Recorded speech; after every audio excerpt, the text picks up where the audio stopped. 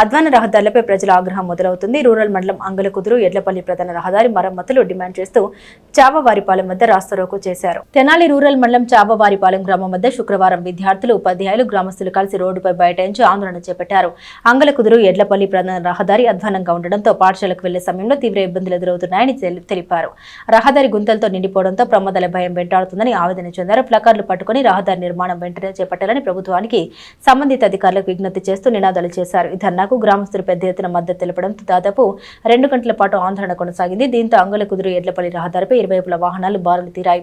సమాచారం అందుకున్న అంగలకుదురు గ్రామ ఉప సర్పంచ్ కనగాల నాగభూషణం ఘటనా స్థలానికి చేరుకుని ఆందోళనకారులతో మాట్లాడారు. రహదారి సమస్య పరిష్కారానికి చర్యలు తీసుకుంటామని, పనులు ప్రారంభించేందుకు 10 రోజుల గడువు ఇవ్వాలని కోరారు.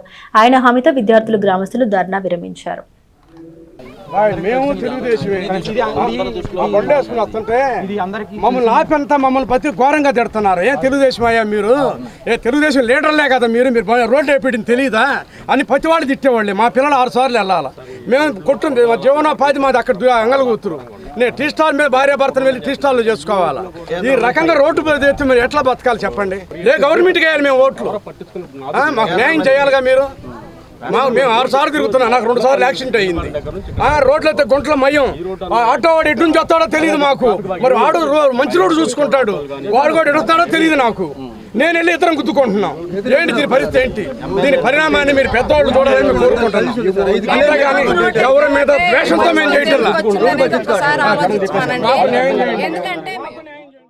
ఒక 5 నిమిషాలు, ఒక అరగంటకే సార్ ప్రజలు బాధపడుతున్నారు అంటున్నారే. మేము బాధపడుతున్నాం కదా సార్. మమ్మల్ని ఎవరు గుర్తిస్తారు సార్? ఒక 5 నిమిషాలు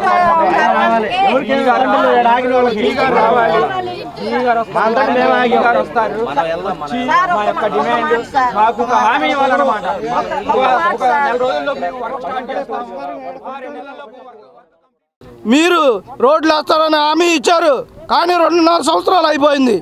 మాది తెనాల్లో మరి నాదెండ్ల మనోహర్ గారు, మరి మినిస్టర్ గారు, మరి 2 ఎమ్మెల్యేలు ఉన్నారు పక్కన, వేమూరు నక్కానందబాబు గారు, మరి 2 ఎమ్మెల్యేలు, మంత్రి ఉండి కూడా ఈ కేంద్ర మంత్రి ఉన్నారు, ఈ road వేయలేకపోతున్నారు.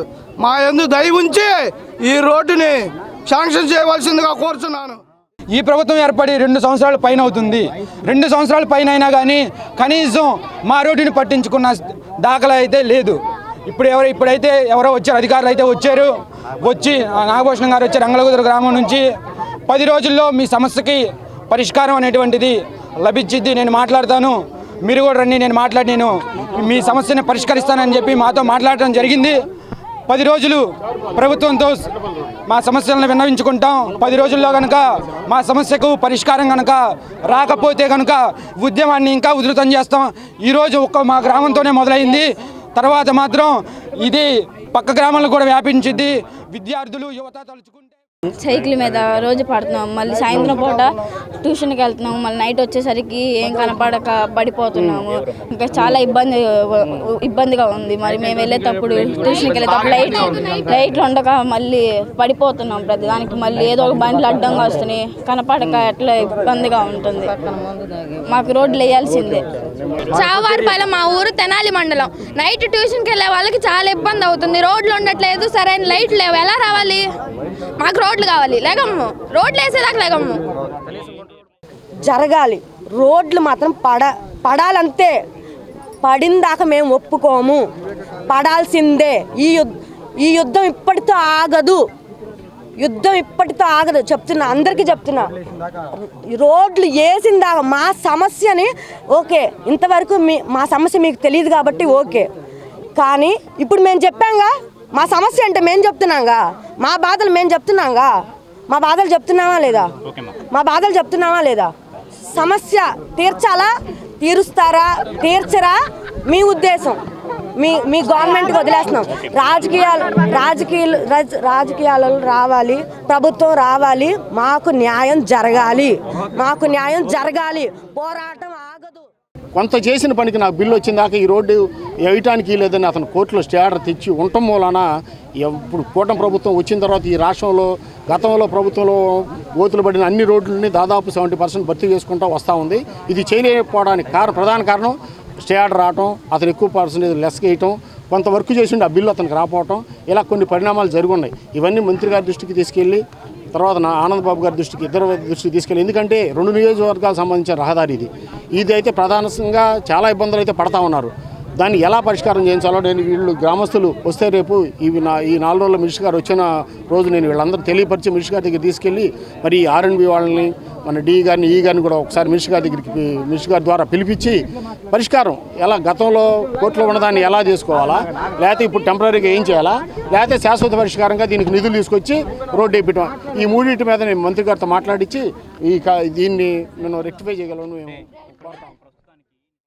3 years, but many years we are living here. But the condition of the road is very bad.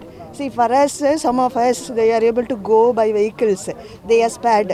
But others, auto olas and others, no?